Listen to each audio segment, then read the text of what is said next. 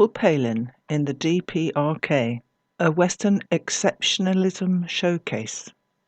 Workers in Britain could learn much from our Korean comrades, but they are unlikely to realise that from listening to Palin's arrogant commentary.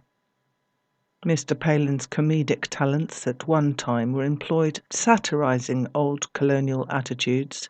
Now he personifies them. This article is reproduced from the Class Consciousness Project with thanks. This article was prompted by an awful piece of BBC propaganda entitled Michael Palin in North Korea. If you want to understand Western exceptionalism, watch this programme, first with and then without sound, because the only part of this presentation that makes the DPRK look bad is Palin's narration.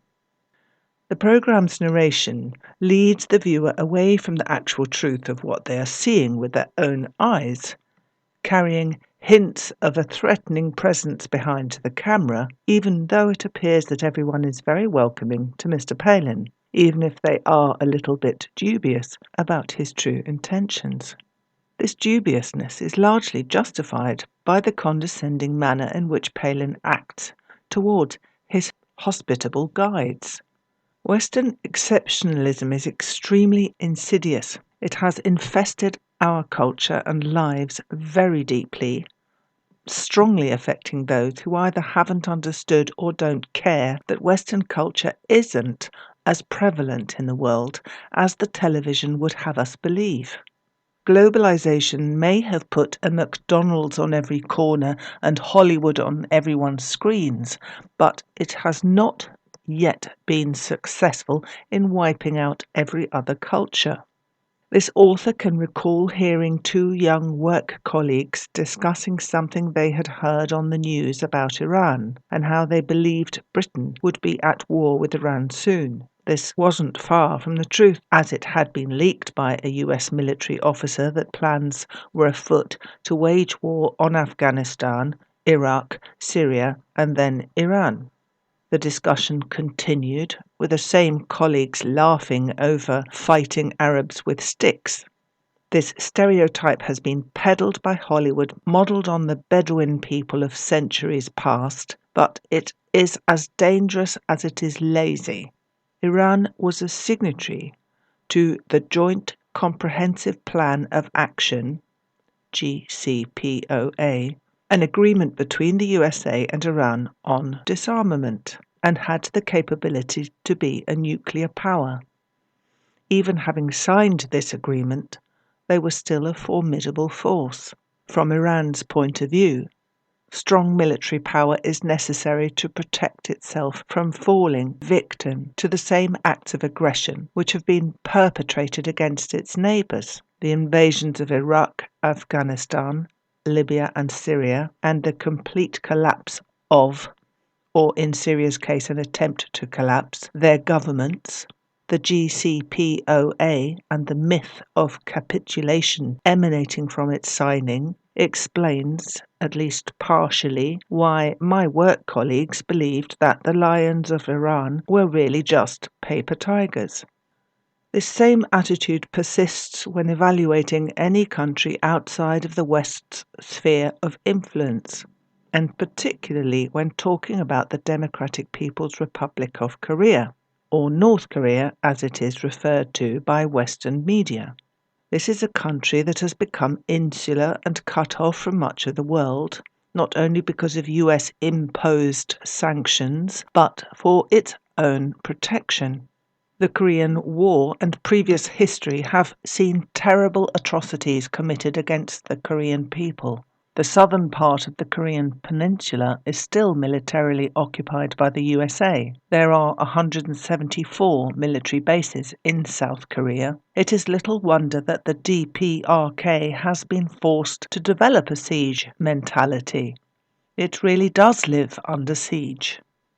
Returning to Michael Palin and his program, he has a discussion with a DPRK military officer about his country, its place in the world, and its history. Palin begins this conversation by referring to the size of the DPRK's army and the country's level of military spending.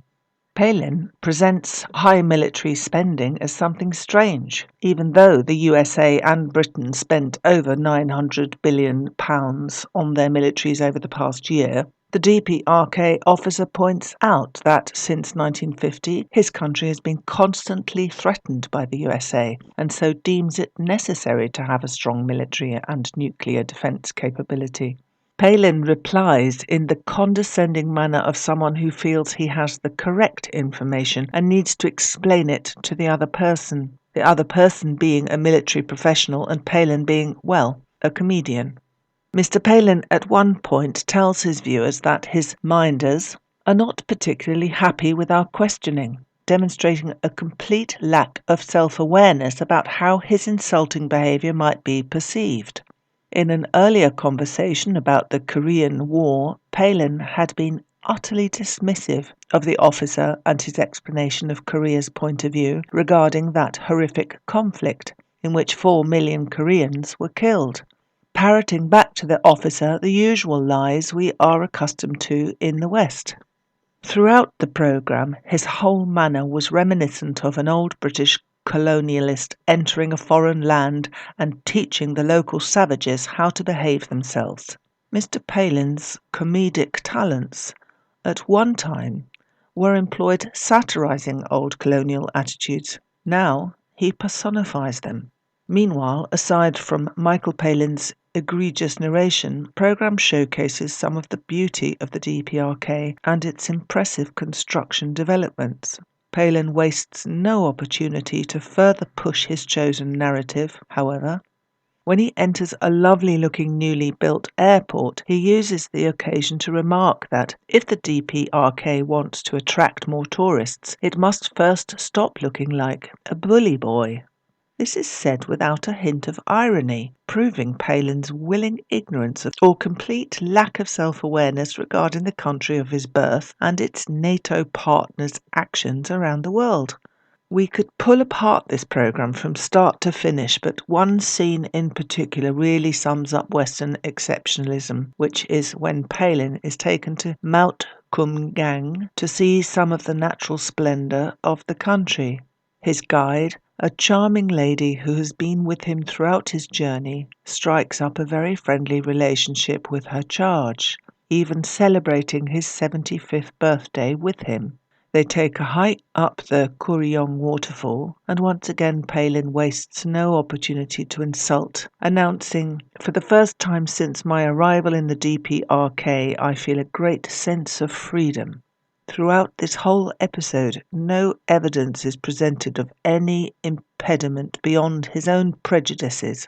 Ironically, at the start of the programme, he is warned by a man who runs a travel agency to shed his preconceptions of the country lest he should sort of fit everything into that box. It's glaringly obvious Palin never follows that wise advice.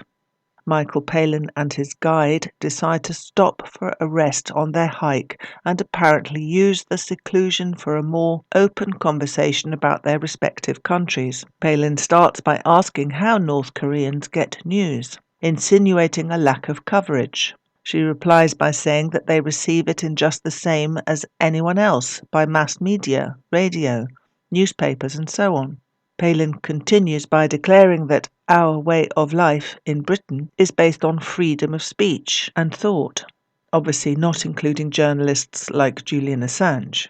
He also proclaims our ability to criticise our leaders, implying that in the DPRK, freedom of self-expression is unknown. The young lady tells him, "You have your own style in your country, but in my country we believe in the leaders and they represent the masses." not the ruling class. Palin once again shows a very limited understanding, returning an answer of no relevance, asserting that leaders are sometimes good and sometimes bad. His mindset of European-style bourgeois democracy and capitalism blinds him to comprehending the worker-led culture and democracy of the DPRK. The young lady shows a class consciousness that passes Michael Palin by. Throughout the programme, he is the embodiment of Western exceptionalism, only seeing the good in the DPRK when it reminds him of home, and never accepting the glaring truths that you don't even need to visit the country to understand.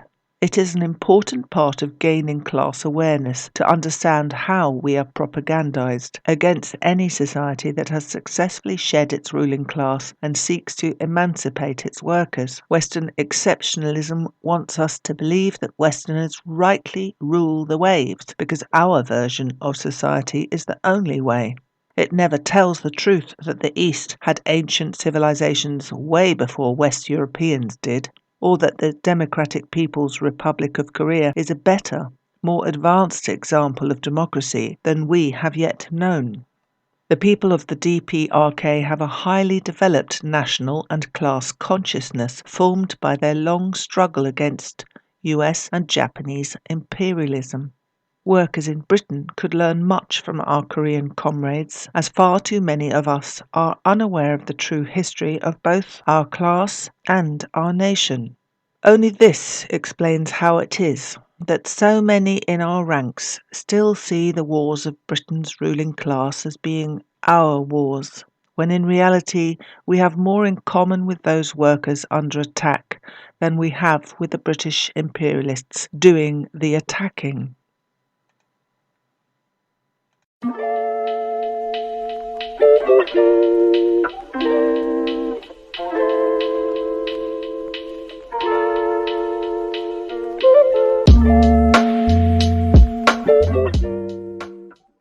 Thanks for listening to Proletarian Radio.